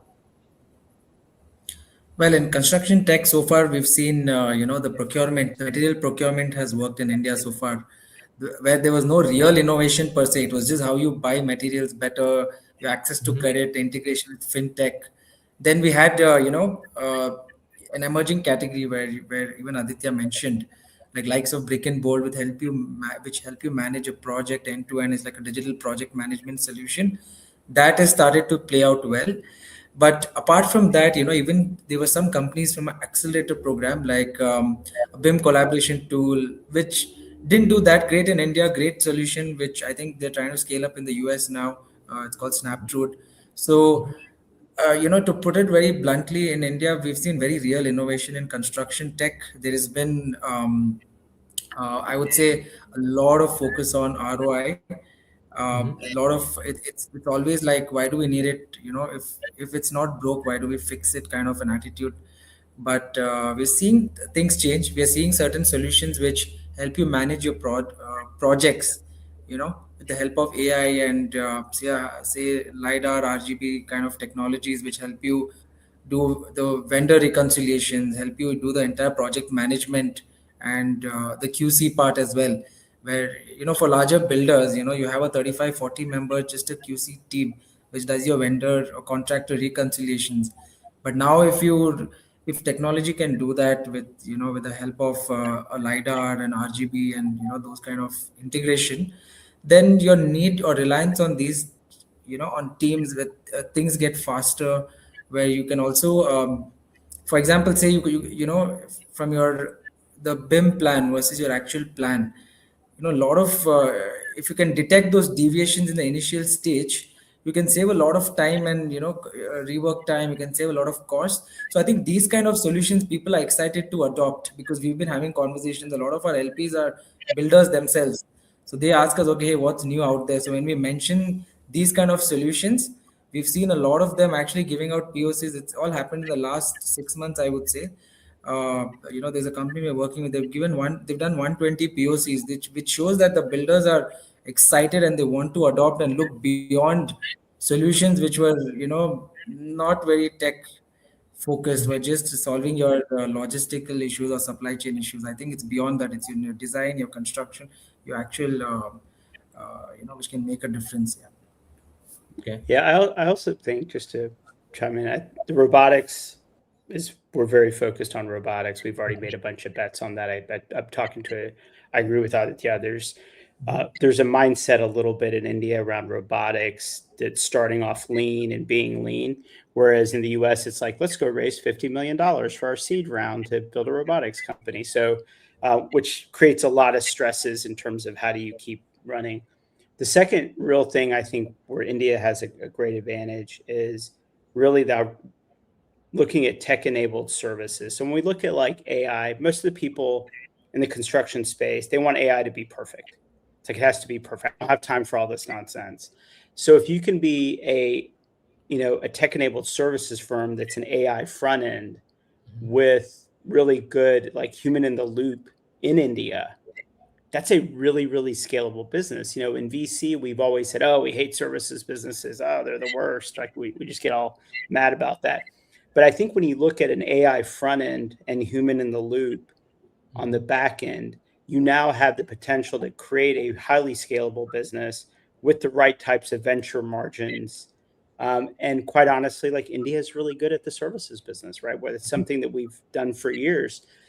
So I think, I've been talking to some of these companies that, do outsource steel detailing and outsource this, and really asking them, how do they think about the evolution of those businesses and building kind of an AI front end to those businesses? Because one thing in construction they're very good at is subcontracting everything. If they can subcontract something, they will subcontract something, right? So I think there are some knowledge worker opportunities in construction and even in design. I was talking to an engineering firm that has 20 people in the US and 500 in India. And he said, like, we're not going to scale our team that much in India, but we're going to 10x our revenue in the next 5 years because our India teams are adopting AI and they're building on AI and customizing AI much more faster. And they're also much more keen to do it. Whereas the US engineers are like, what about my PE and what about my life? I mean, they're very intellectually resistant to AI adoption. And so, I mean, I think that is a growing idea that people should look at, like, how do we look at some of these markets and be more tech-enabled services versus pure play tech. It's kind of funny, the startups always like, you VCs just change your mind all the time. And I'm like, yes, we do. And when you have the money, you get to change your mind. That's how that works. Just to KP's point, right? It's happening all across the board. Palantir does this. Palantir has forward deployed engineers. So tech-enabled services is not new, but this used to happen at very large ticket sizes. It was based on the labor costs in the Western markets. It's not just feasible to do it at lower ticket volumes. But if you take it to India, then you're changing the game, right? You can do it at much lower ACVs, and that's why this is very interesting. India also has some structural advantages. If you look at BIM services, India does a third of the world's BIM services. So that's institutional knowledge that's been built in over the last 10, 15 years. And this used to be services based. And now this is starting to get productized. That's why, so the best design automation solutions that we're seeing are coming out of India. Robotics obviously is a big topic and spending a lot of time there, but fully agree with what the NKP are talking about. It. India has structural advantages in some of these spaces. Yeah, I guess the other question I wanted to touch upon is with pricing structure. Indian market is usually, looked upon as super cost sensitive when it comes to maybe adopting technology or, investing in pilots for some of the technology. What, some tips that you would like to potentially give maybe to the founders who are trying to get into this, selling their solutions to the builders or the developers? I'll start with you, Aditya. I mean, to be honest, like the larger developers, I think Adhiraj just mentioned and everyone's mentioned, I think if you're trying to pilot or partner, going for the smaller mid-market is probably a better strategy. And I think, the thing which maybe it's a nuance, but people are buying software, and I think that will increase. It's just going to increase more slowly. Like, Ardash and other companies, right? They are able to actually go and sell. So I do think there is an opportunity there to go with, because if you see India, right, like the tier 1 markets, the tier 2 markets with the GCCs, the data center, there's an explosion of growth happening. And in order to scale, people do need software and systems. So I think trying to tap into that sort of ecosystem, going to cities where there's development, then, traditional builders who want to scale, systemize, second generation, Indians returning from US or abroad, taking over, right? Like, I think they are more technology forward, they're investing more. So, targeting them for, quicker kind of access. And I think as you build more credibility, I think the bigger builders and the bigger, companies will probably follow. That would be my advice. I mean, I would say probably Dheeraj and, Vivin and KP will have more insights or tricks for the founders listening. Dheeraj, you want to go next? Yeah. So, well, I think it's an interesting question. One end, you have the top 10, 15 builders, right? And the other end, you have a large base of tier 2, tier 3 builders.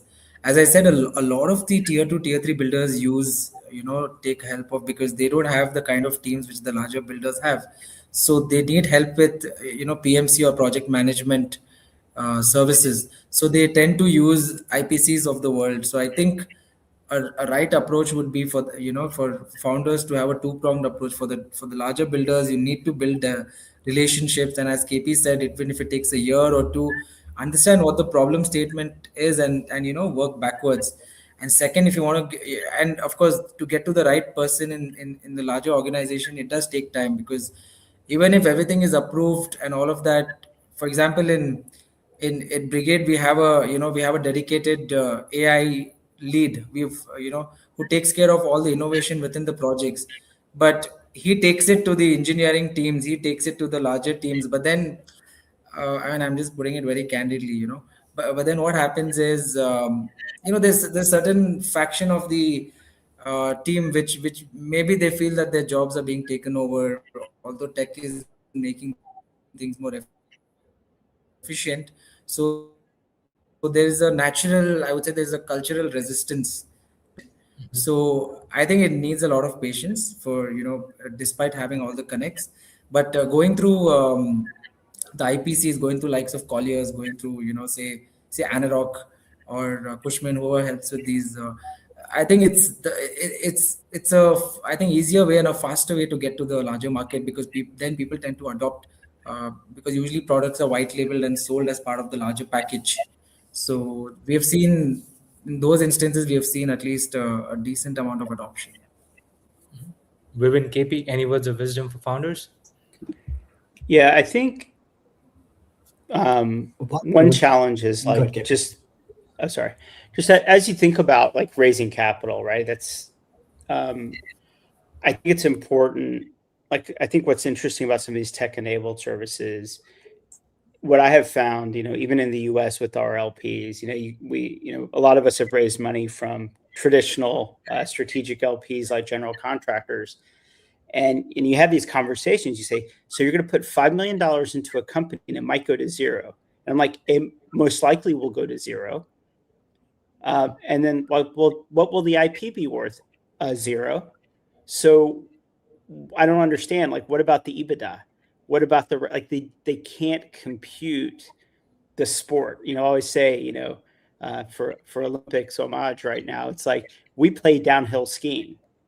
The rest of the world does cross country skiing, right? And so to that point is like we have a high failure rate.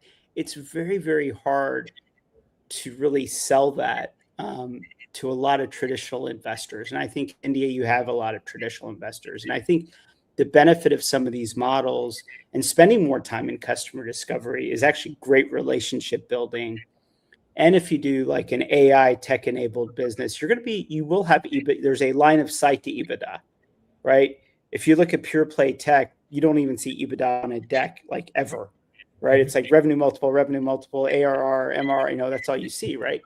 And so one of the things that I think is really important these days is to start demonstrating to both VCs of all types and PE now, like there's a lot of PE in this space, and traditional strategic is a line of sight to EBITDA, because that's what they understand. They understand cash flow. They don't understand. Now, I know in the Indian market, there's been some good, have a few friends running PE firms that have done really well with IPOs and stuff like that. So there's some knowledge of that. But I don't know that like this place that we live in, I'm not sure. I don't have the data. Probably Vivin and Aditya have better data about how many construction tech companies have gone public in the last 15 years. I'm thinking it's probably fairly anemic. So I think it's important to like really understanding the changing pace of how VC is moving and how your local market is moving around capital resources, because it's tough, right? And I think it's really tough to, the worst thing, if you have a business that's failing, that's actually so easy. It's like you shut it down and move on with your life, right? When you have a business that's doing just good enough to like survive, but not good enough to get the next round of funding, it's just so brutal. I've had 3 of those in my career. It's like, oh, great, we're doing well enough that we could be cash flow positive, but we're not doing good enough to raise outside capital, right? It's like that. I think that's the worst situation to be in as a founder. And I always try to coach my founders, like, please avoid being in that space, because you will waste 5 to 7 years of your life, which is opportunity cost, to keep that business going. And you won't ever feel like shutting it down. Like, you won't shut it down. Like, it's just you.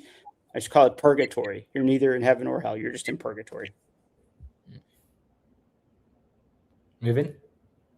Just going back to the pricing question, right? So I think there's no one size fits all. Most startups don't figure out pricing many years into their journey, right? What is really important is to align incentives. if you're pricing it very cheap, then your go-to-market also needs to be very seamless. For example, in a product like Motion, where your margins are really high and your GTM is not very high, you can actually look at scaling and you can price it at a level where it is easy to onboard people very, very rapidly, right? You can augment that, just like KP and Aditya said, PMC, you could give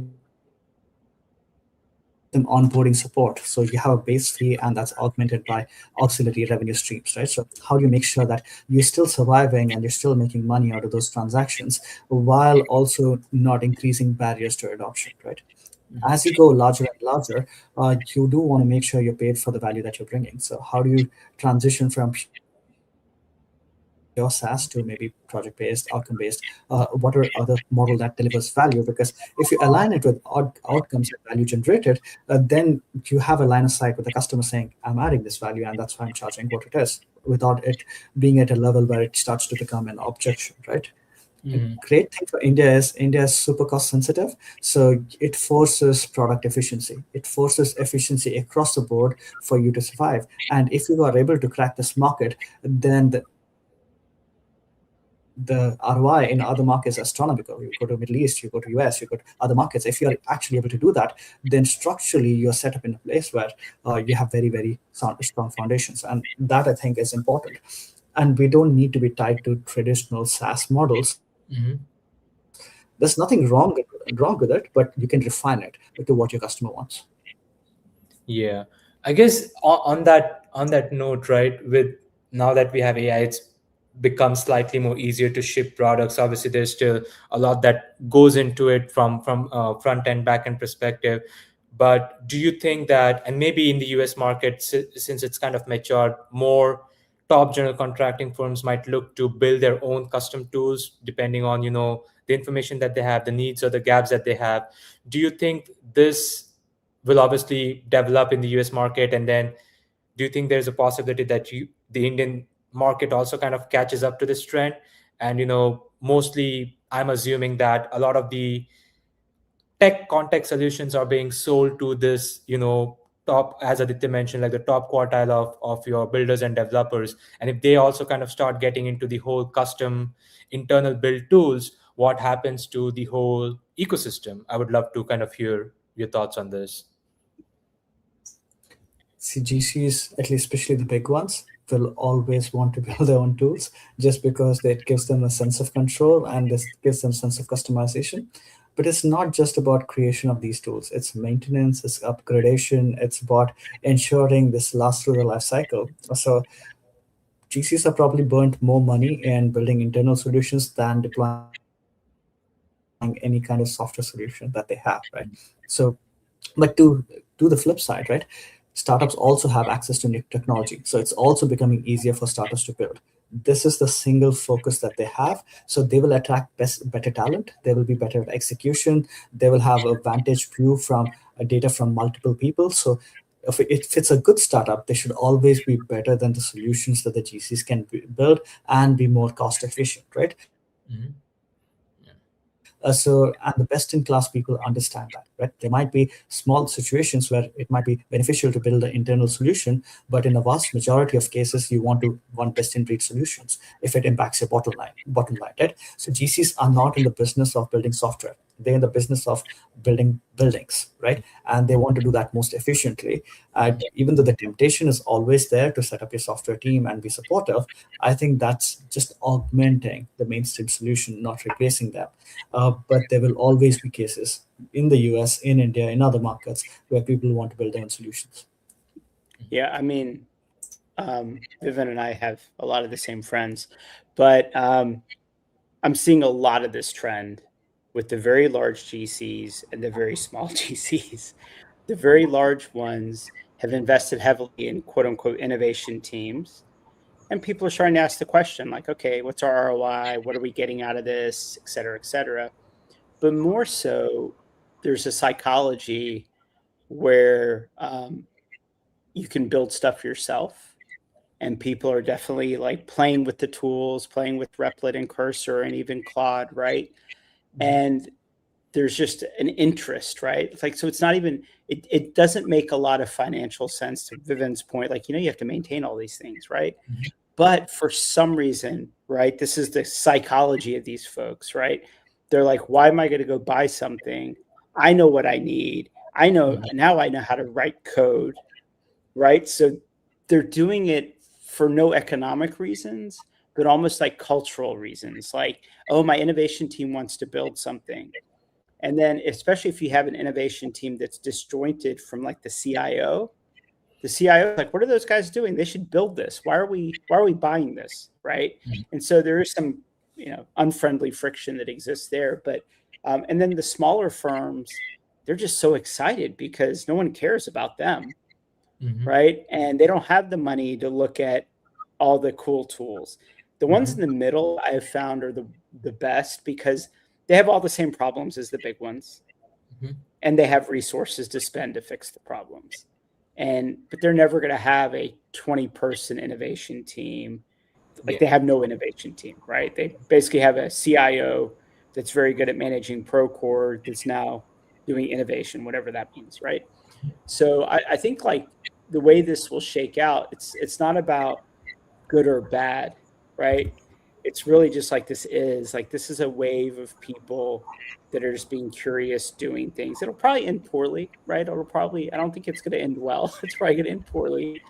However, you can't argue with people's feelings, right? When they're like, I want to go do this. It's like, great, go do this, right? Like, it's like a morale thing now, right? And so there's just, I have a friend that runs an offshore software development shop in India, and he's like, my business went way down because people were vibe coding, and now it's going way up because I have to fix it all and put it into production and manage it for them. So he's become like hey, yeah, sure, go vibe code, because he knows they'll come back. It's just like Home Depot tells you can like tile your bathroom floor, which is a lie, you can't. And you'll go buy all the things, and then you come back and you're like, hey, do you have a contractor that can come finish my project? It's the same thing. So I think TBD on this, but whenever my clients and investors come to me and say, hey, we're thinking about building something, I'm like, yeah, sure, try it out. Telling them no is not they'll do it anyway, except you'll be the negative person in the room. So I think you're going to see a lot of that. Yeah. So one thing I do think will happen, and maybe like one part of the shakeout is, I think if it's a simple tool, right? Like 5 years back, 6 years back, you had these checklist forms, and then you had like single point solutions for like one particular use case.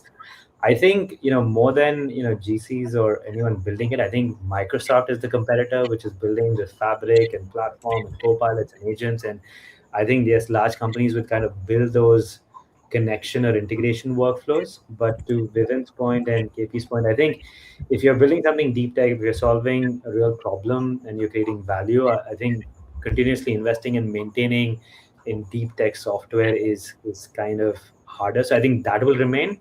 I think where it'll shake out is like the GCs and others will just build other things which are simpler, just to integrate and make certain internal workflows which are manual more automated. So I think that is my view of like how this will probably shake down. Yeah, I'm not sure if anyone's played with Procore's no code platform app builder. It's Procore, so it's probably terrible, but either way, they have the marketing machine to push people to try it out. So it'll be interesting, kind of like early days of Salesforce when they built the App Exchange. People thought they could build some things, and they did. And who knows? We'll see. Yeah. Awesome, perfect. I think we have a few great questions lined up. So we'll see. Okay, so the first one is from Tamogna. With ConTech in perspective, data around field adoption of a solution is very fragmented, even in the US, but more so in India. On top of it, major projects take years, and the tech deployed throughout takes years to finally show the ROI in hard numbers, that is cost savings. In such scenarios, how do you track how a startup is performing, assuming it takes years to get from POC to enterprise? Anyone can take this one. I'm assuming you're asking from a VC perspective. So if you're asking from a VC perspective, it's fairly simple. We need to see revenues, right? They can't be in pilot hell for like multiple years. We don't expect pilots to last for many years. Lasting a few months is fine. But You might go from one project to two projects, or you might go from 1 to 3 to 5, and so on and so forth. You might not go enterprise, but you are looking for signs of movement, right? You are looking for signs of movement, one from a customer traction perspective, two from a product perspective, three from a team perspective. So on all of those dimensions, you would want to see some movement.